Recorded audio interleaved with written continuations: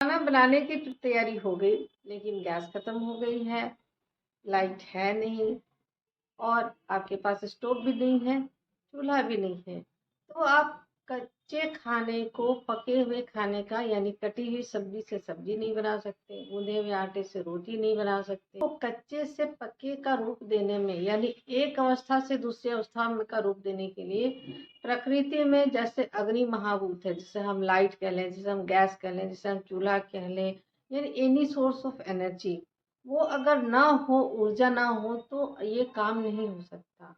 शरीर में इसका क्या यूज है? पंच महाभूतों में से जो अग्नि महाभूत है, आकाश वायु अग्नि जल पृथ्वी, उसमें आप अग्नि देखेंगे, हमारी नाभि के पास है और वो हमारे शरीर में डाइजेशन का काम करती है। डाइजेशन का मतलब क्या?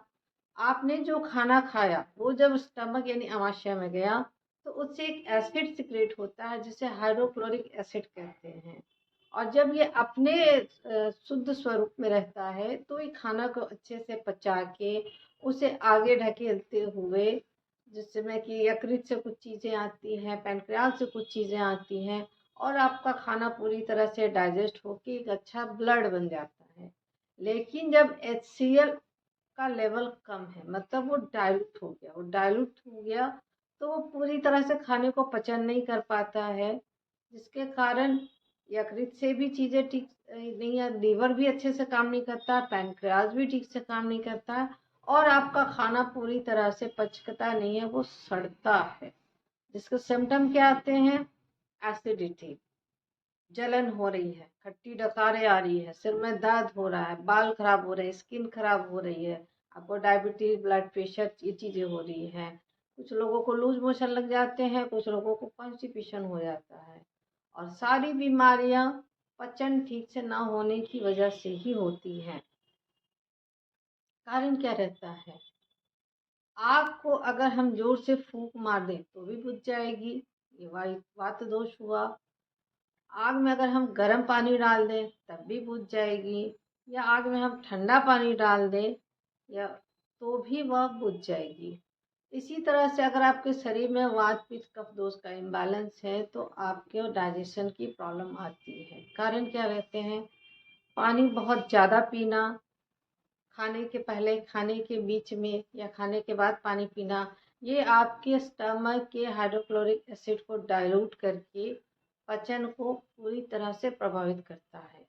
खाने में सूप का सेवन बहुत ज़्यादा करना, सैलेड ज़्यादा लेना जो शायद आपकी डाइजेशन को कम कर रहा होगा, अंकुरित चीज़ें लेना, वो भी चने को भिगा के अंकुरित करके बासी करके, ये शास्त्रों में बिल्कुल मना किया गया है। इसके बेनिफिट कम आते हैं, इंडाइजेशन और गैस एसिडिटी ज़्यादा बनती है। हमारे शरीर में और जानवरों के शरीर में बहुत सारे डिफरेंस है। वो कच्चा खाना खा सकते हैं, उसे डाइजेस्ट कर सकते हैं। हमारा शरीर, अगर हम बहुत ज़्यादा मेहनत का काम नहीं करते हैं तब वह इस कच्चे खाने को अच्छे से डील नहीं कर पाता है। इसलिए अगर कच्चा खाना चाहते हैं तो डेली ना खाएं, कम खाएं, वीक में 1 या 2 दिन खाएं। और अपने डाइजेशन को सुधारने के लिए जब आपको बहुत अच्छे से भूख लगे और प्यास एक साथ लगे, शरीर खाने की डिमांड करे, जिह्वा पे रुचि हो कि हम कुछ खाएंगे, तो उसकी रुचि मुझे महसूस होगी, तभी भोजन ग्रहण करें। क्योंकि जब चरक ने इसके लिए नियम बताए हैं तो पहला वर्ड वहाँ उष्णम अस्नियात ये वर्ड आया है। पूरा श्लोक है, उष्णम स्निग्धम मात्रावर्ण जीर्णे वीर्य विरुद्धम इष्ट देशे इष्ट सर्वोपकरणम इत्यादि। पहला वर्ड उष्णम का मतलब है कि आपका खाना उष्ण के विपरीत शीत नहीं होना चाहिए। ठंडा खाना बिल्कुल ना खाएं, बासी खाना बिल्कुल ना खाएं, तो 80% बीमारियां अपने आप धीरे धीरे कम होने लगती हैं। जिस तरह से अगर धान के खेत में बहुत ज़्यादा बारिश हो जाए तो भी वो सड़ जाता है, या बहुत ज़्यादा धूप हो जाए तब भी वो सूख जाता है, उसी तरह से एक बैलेंस बनाए रखना शरीर में बहुत ज़रूरी है। मेरा नाम डॉक्टर उमा गुप्ता है, मेरा 16 इयर्स का एक्सपीरियंस है। आपको अपनी डाइजेशन से रिलेटेड कोई क्वेरी है, तो मुझे कमेंट करें। ये मेरा नंबर है, इस पे आप मुझे इसके लिए कंसल्ट भी कर सकते हैं।